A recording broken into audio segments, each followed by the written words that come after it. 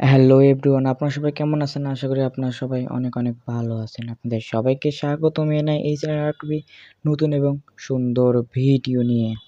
আজকের ভিডিওটি থাম্বনেল এবং ডেসক্রিপশন দেখে অলরেডি বুঝে গেছেন যে আজকে কী বিষয়ে ভিডিও বানা হচ্ছে। চলেন অত বেশি কথা না বাড়িয়ে আজকের ভিডিওটি শুরু করা যাক। আর কথা না বাড়িয়ে আমাদের গেমে ঢুকে যাচ্ছি। ঢুকে আপনাদেরকে দেখে দেব কিভাবে কাজ করলে আপনারা সুন্দরভাবে হেডশট মারতে পারবেন আমার মতো। সো গেমে ঢোকার পরে আপনারা আপনাদের সেটিং অপশনে যাবেন।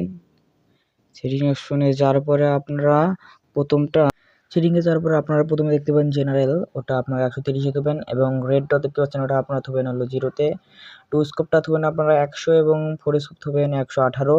তারপরে স্নাইপার স্কোপ থবেন 200 এবং সবার লাস্টে ফ্রি ক্যামেরা বাড়ানোটা থবেন আপনারা 143।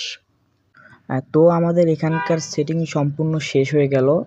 আমরা এখন নিচের সেটিংয়ে যাব।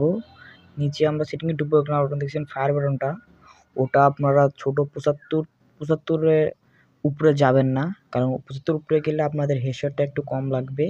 সো আপনারা 75-এ থুবেন বা তার কম থুতে পারেন আপনাদের ইচ্ছা মতো।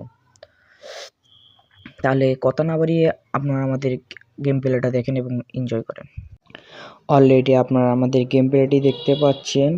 আমি ট্র্যাক করতেছি, তো ডাইরেক্ট রেড লাগতেছে। তো আপনারাও যদি আমার মতো হেডশট মারতে চান তাহলে আপনাদেরকে সেটিংগুলো ভালোভাবে করতে হবে এবং আমি যেভাবে দেখাই দিয়েছি আপনারা ঠিক সেভাবেই সেটিংগুলো করবেন। তাহলে আমি 100% কনফার্ম দিয়ে বলতে পারি যে আপনাদেরও আমার মতো হেডশট লাগবে এবং মুভমেন্ট উঠবে। সো অত বেশি কথা না বলে আজকের ভিডিওটি আমি এখানেই শেষ করব। যারা আমার ভিডিওটি দেখে উপকৃত হয়েছেন তারা চ্যানেলটি সাবস্ক্রাইব করবেন এবং পাশে থাকা বেলের নোটিফিকেশন ঘন্টাটি অল সেট করে দেবেন। আজকের ভিডিওটা এখান পর্যন্তই। সবাই সুস্থ থাকবেন, ভালো থাকবেন। ইনশাআল্লাহ আগামী কোনো ভিডিওতে আবার দেখা হচ্ছে।